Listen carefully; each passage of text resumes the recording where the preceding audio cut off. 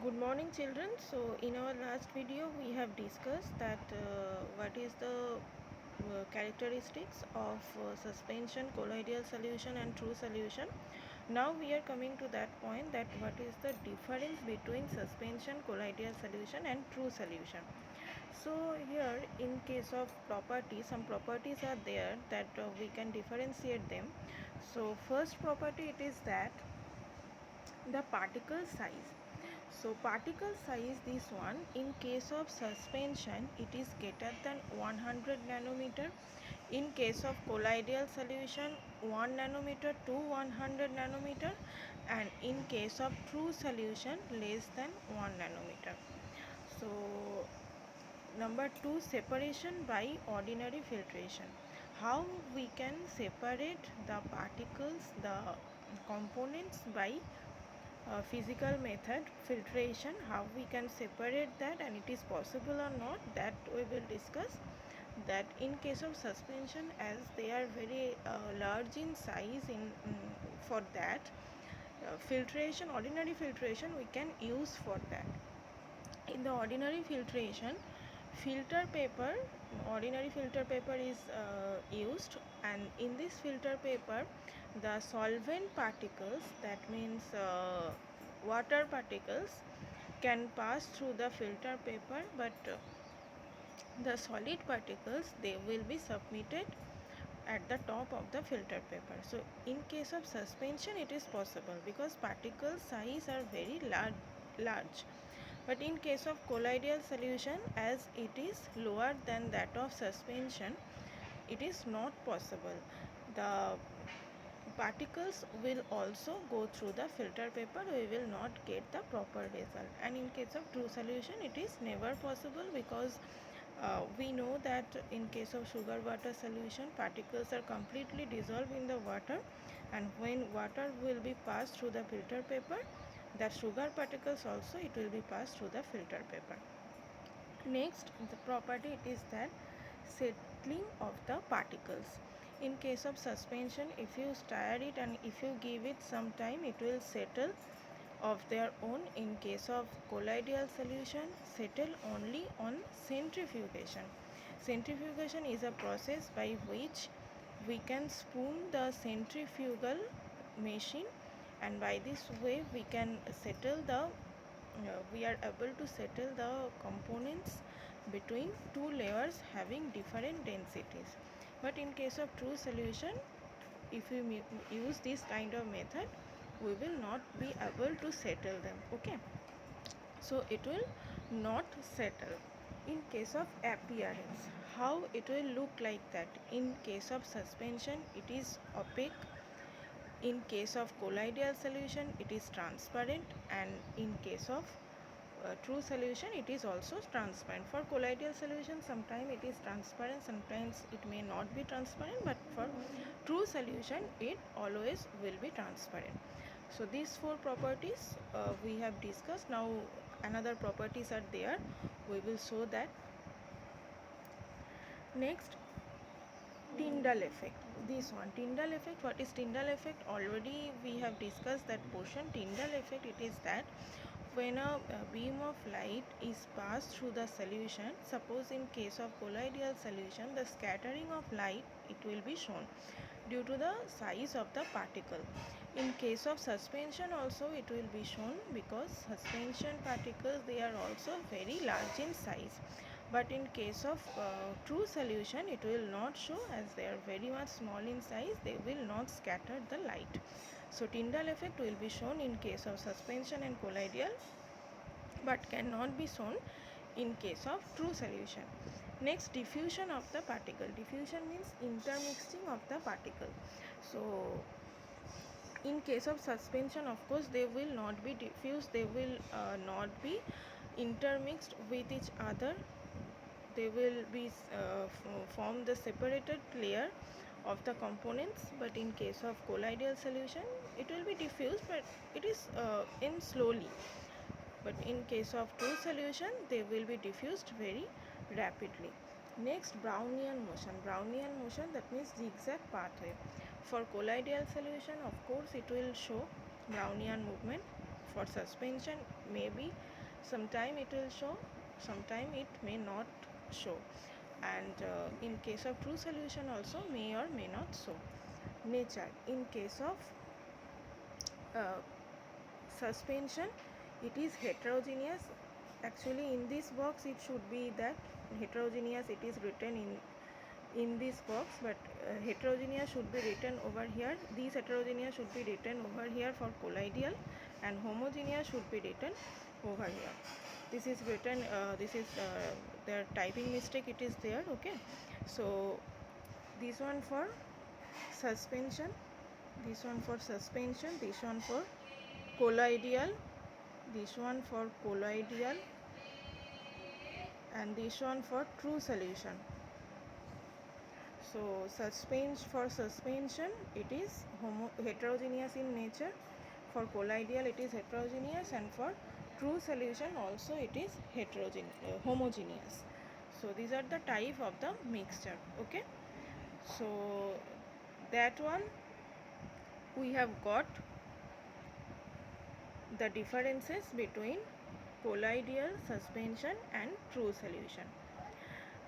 Now to distinguish the colloid from the solution, because colloidal particles are look like homogeneous solution, but actually they are heterogeneous solution. Okay, so to distinguish a colloid from the solution, to distinguish a colloid from solution, we can distinguish between colloids and colloidal solution and true solution by using Tyndall effect. That already we have discussed. Tyndall effect, this is when a beam of light is passing through the solution, the scattering of the light, that means the path will be visible in case of any kind of colloidal solution like soap solution.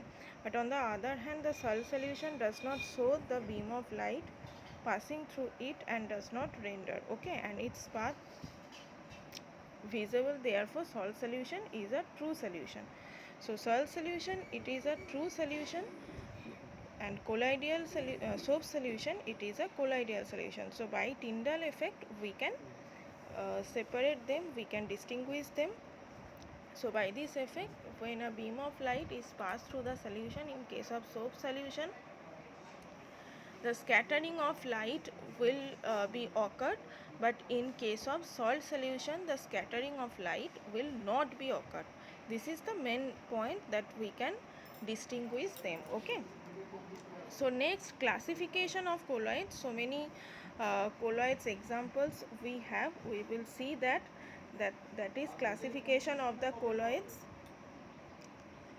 Next, in case of classification of colloids, there are so many colloids are there: salt, solid salt, aerosol, emulsion, foam, solid foam, and gel. So these types of colloids generally we can see in our universe, in our practical life. So we will see some examples of this particular colloidal mixture. So we will see it right now. Here in the box it is written. So see, in case of salt, technical name of colloid, it is salt. In case of salt, the dispersed phase it is solid and dispersion medium it is liquid. Okay, in case of salt, dispersed phase it is solid and dispersion medium it is liquid. Examples of salt, it is ink, soap solution, starch solution, they all are colloidal solution, but they are which kind of colloidal solution? Salt solution they are. Okay, so in case of salt, dispersed medium it is liquid and dispersed phase it is solid. In case of solid salt, like the colored gemstone we see, so that kind of gemstone also, this is colloidal mixture. Okay, and this kind of gemstone, in this gemstone, the dispersed phase it is solid and dispersion medium also it is a solid. So colored gemstone is the example of that. Okay, so dispersed phase and dispersion medium both are solid in case of colored gemstone. So it is the common example of the solid sol.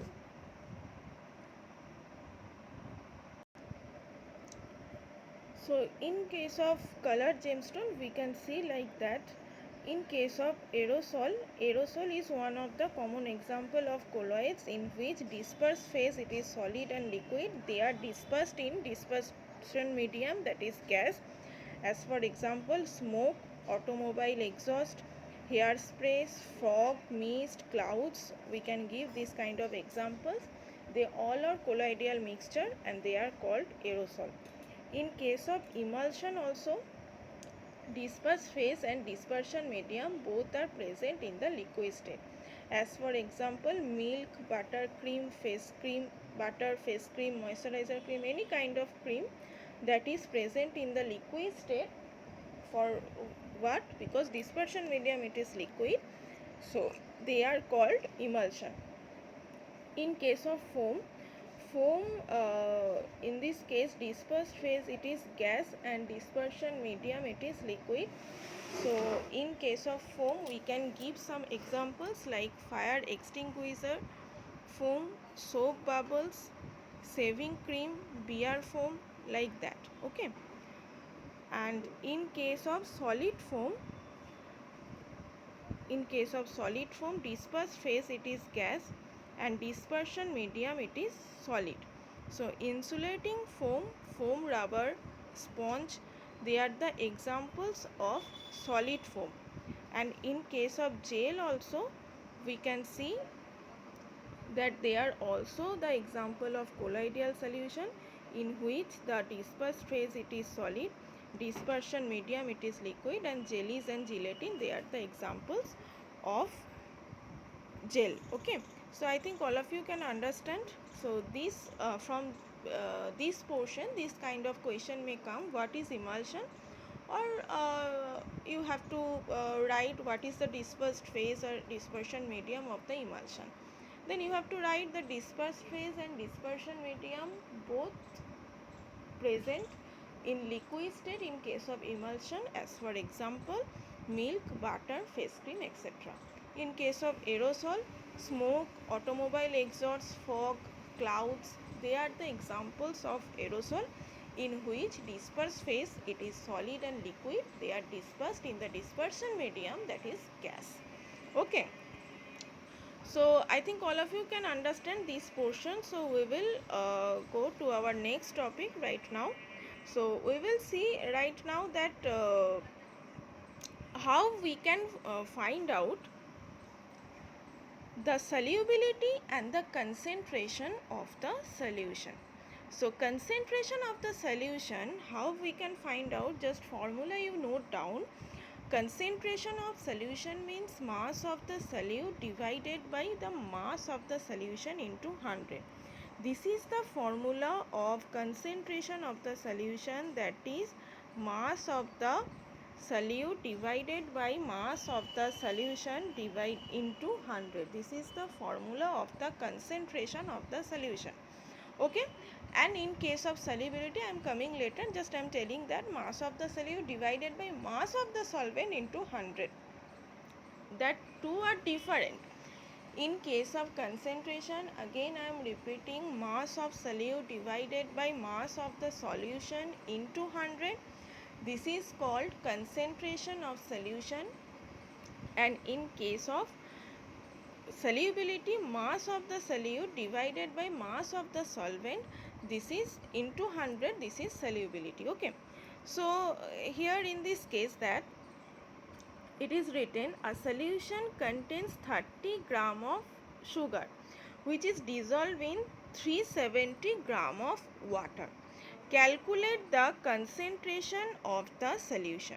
So what it is given, mass of solute it is given 30 gram, mass of solvent it is given 370 gram. So mass of solution we will get from here. Here the concentration we have to find out, and we know the concentration of the solution equals to mass of the solute divided by mass of the solution into 100. So we require which data, the mass of the solute and the mass of the solution. and the solution means that solute and solvent it is present. So total mass of the solution means total mass of the solute plus total mass of the solvent. So mass of solute it is given. Okay, now mass of the solution, how we can find out? Mass of the solution equals to mass of solute plus mass of solvent. Mass of solute plus mass of solvent, then mass of solution we will get, that means 30 plus 370, that means 400 gram we will get that mass of the solution. Now we will find out the concentration of the solution. So that means mass of the solute, that is 30 gram, this is the mass of the solute, divided by 400, this is the mass of the solution. First of all, 30 divided by 400 into 100, so equals to, it will come 7.5% or, okay. So 30 by 400 into 100, we will write 7.5%, not 70%, it is not correct, 7.5% we will write. Okay, this is the concentration of the solution. 7.5% means not 75%, it should be 7.5%. Here point should be written. Okay, so whatever, so 7.5% is the concentration of the solution. By this way we can find out. Next question we will see, then we will get it more clearly. Okay, so next one, it is written, if 110 gram of salt it is present 550 gram of solution, calculate the concentration of the solution. Same formula should be used for that. Concentration of the solution means mass of the solute divided by mass of the solution into 100. So that means mass of the solute, this is 110 gram, this one, divided by here mass of the solution directly it is given, that means 550 into 100 equals to, it will come 20%, that means this one. Okay, so by this way we can easily find out the concentration of the solution. If we know the mass of the solute and solvent, easily we can find out from here. Okay, I think all of you can understand that how we can find out the concentration of the solution. So there is just one difference, it is that solubility means mass of the solute divided by the mass of the solvent into 100, that we will write. Here mass of the solution we are taking. In case of solubility, just note down this formula, mass of the, here I am writing the mass of the solute